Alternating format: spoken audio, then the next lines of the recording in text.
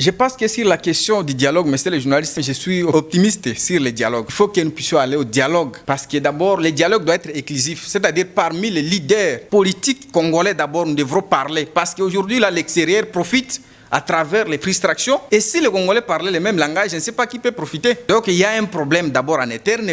Nous devrons nous mettre autour d'une table pour parler et puis décanter la situation.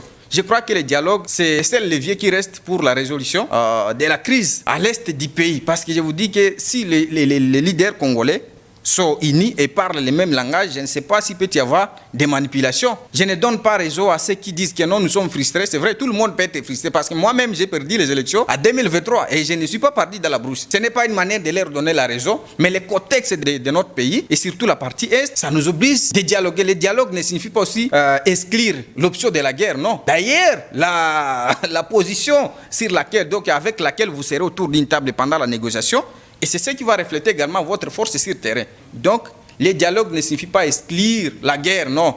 Mais l'essentiel maintenant, nous devrons nous mettre d'abord autour d'une table pour résoudre les problèmes entre les Congolais. Parce que même les chefs de l'État aujourd'hui, c'est le fruit du dialogue de ces services de 2016. Je crois qu'en tout cas, le dialogue n'est pas le péché. S'il y a des gens qui conseillent à dire qu'au chef de l'État, non, dialoguer signifie accepter les brassages et mixages, non. Ce n'est pas forcément accepter ça.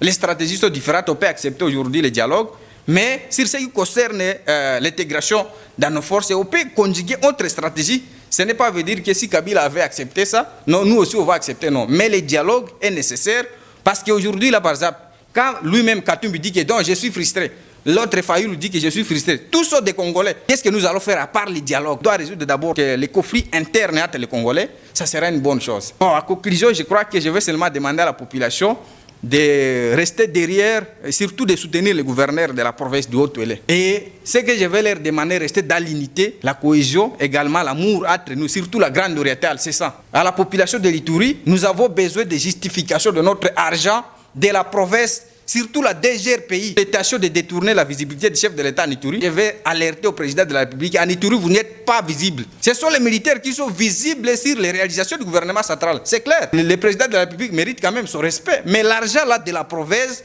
nous avons besoin qu'on nous donne des justifications. Qu'est-ce que ça fait? Parce que c'est pour nous, ce n'est pas pour le directeur de la DGRPI.